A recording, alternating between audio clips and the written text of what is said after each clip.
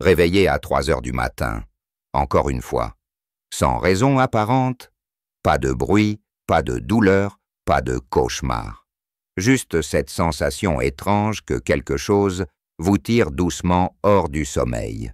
Vous ouvrez les yeux et l'horloge clignote. 3h07. Vous la reconnaissez, cette heure.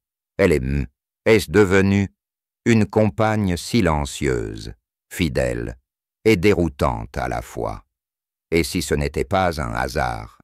Et si ce réveil récurrent à cette heure précise était un langage que votre corps ou votre cœur essayait de vous parler? Ce n'est pas seulement une insomnie.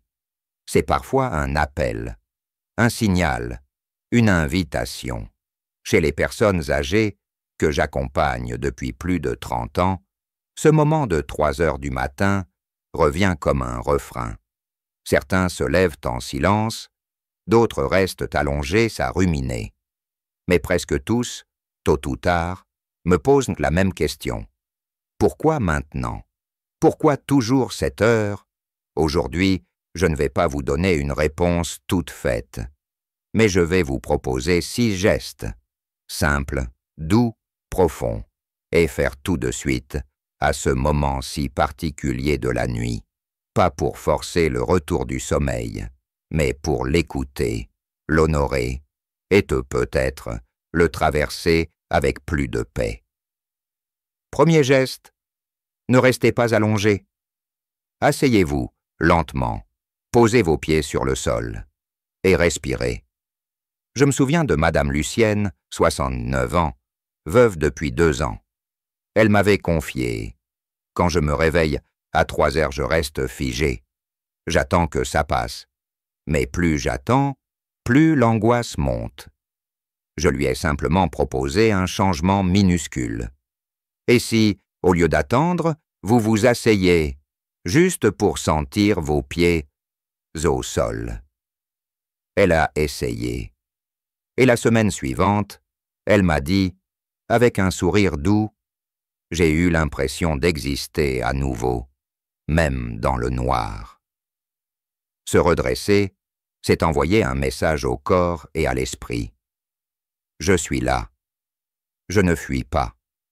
Cela active doucement le système nerveux parasympathique, celui qui apaise, qui rassure, et cela interrompt le cycle des pensées en boucle. Respirez profondément, inspirez par le nez, lentement, expirez par la bouche, plus lentement encore. Faites-le 5 fois. Vous venez de créer un espace. Rien que pour vous. Deuxième geste. Buvez une gorgée d'eau tiède. Pas froide, pas brûlante, juste tiède. Cela peut sembler banal, mais la tiédeur a un pouvoir particulier. Elle réconforte sans agresser. Et à 3 heures du matin, c'est exactement ce dont le corps a besoin. Selon la médecine traditionnelle chinoise, le foie, organe lié à la colère, à la détoxification émotionnelle, travaille intensément entre 1 heure et 3 heures du matin. Une gorgée d'eau tiède aide à soutenir cet organe dans sa mission. Mais plus encore, elle devient un rituel, un petit acte de soin envers soi-même. Je conseille souvent à mes aînés de laisser un petit thermos d'eau tiède sur leur table de nuit, pas pour la soif, pour l'âme. Troisième geste, écoutez le silence. Ce qu'il dit, ce qu'il cache, ce qu'il révèle. Le silence à 3 heures du matin n'est pas vide, il est chargé. Chargé de souvenirs, de sensations, de paroles non dites. Il ne vous agresse pas, il vous attend. Monsieur Gérard, 84 ans, m'a un jour raconté qu'à 3 heures du matin, il revoyait des images précises de son enfance. Le jardin de sa grand-mère, le mur contre lequel il s'était cogné à 8 ans, le regard de son chien, il croyait que c'était inutile. Je lui ai dit, « Et si c'était utile, justement parce que c'est là? Écoutez, accueillez. Si un souvenir revient, c'est qu'il demande à être vu, non à être compris. Il n'y a rien à analyser, juste à laisser passer comme une brise. Quatrième geste. Murmurez un merci, même sans raison, surtout sans raison. Cela peut sembler étrange, mais dans cette heure incertaine, entre nuit et aube, la gratitude devient une force douce, presque invisible, mais extraordinairement puissante. Madame Élise, 73 ans, se réveillait chaque nuit à 3h12. Elle ne comprenait pas pourquoi. Elle se sentait seule, vide, inutile.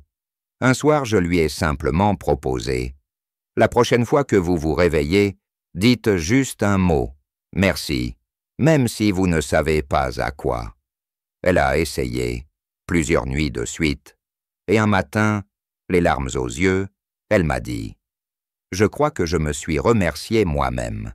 Et c'est la première fois. Murmurer merci.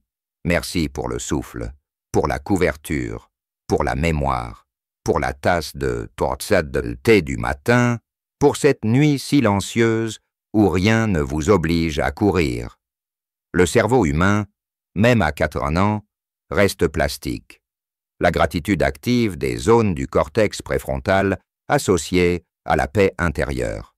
Ce n'est pas magique, c'est biologique, et c'est profondément humain. Cinquième geste, bougez, un peu, juste assez pour habiter votre corps. Ne sautez pas du lit, ne marchez pas comme en pleine journée, mais offrez à votre corps une danse lente. Levez les bras, tournez les poignets, étirez vos jambes, touchez vos épaules. Ce n'est pas du sport, c'est un rappel. Le rappel que vous êtes vivant, que vous êtes encore là, malgré les années, malgré les douleurs. Monsieur Louis, 82 ans, me disait souvent « Mon corps est une vieille maison, il craque, il grince. » Je lui répondais « Et si vous ouvriez une fenêtre, même à 3h du matin, le mouvement libère. Il réveille des hormones apaisantes comme la sérotonine. Il ancre dans le présent, et il dit au cerveau « Je ne suis pas prisonnier, je suis libre de bouger, même doucement. » Sixième geste. Pensez à quelqu'un, quelqu'un que vous aimez, ou que vous avez aimé, ou que vous aimeriez encore aimer. Pas besoin de leur parler, pas besoin de vous lever, juste évoquez-les dans votre esprit, dans votre cœur. Laissez leur visage apparaître, peut-être est-ce un enfant, un petit enfant, un amour perdu, un ami parti trop tôt, une sœur éloignée. Madame Colette, 85 ans, me racontait un matin « Je me suis réveillée à 3h06 et j'ai pensé à mon mari, décédé depuis 15 ans. Je ne l'ai pas pleuré. Je lui ai parlé comme si c'était hier. » Ce geste n'est pas une nostalgie, c'est un lien, et ces liens, même invisibles, nourrissent l'âme.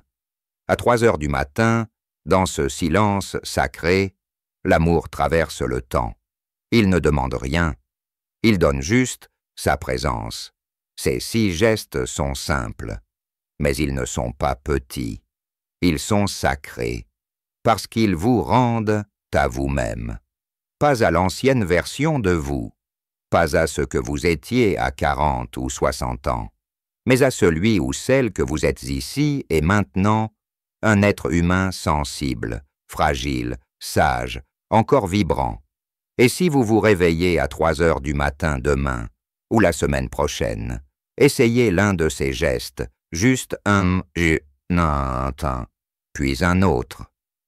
Et vous verrez, ce moment que vous craignez deviendra peut-être un rendez-vous, avec la paix, avec vous, avec ceux que vous avez aimés, et même peut-être avec quelque chose de plus grand.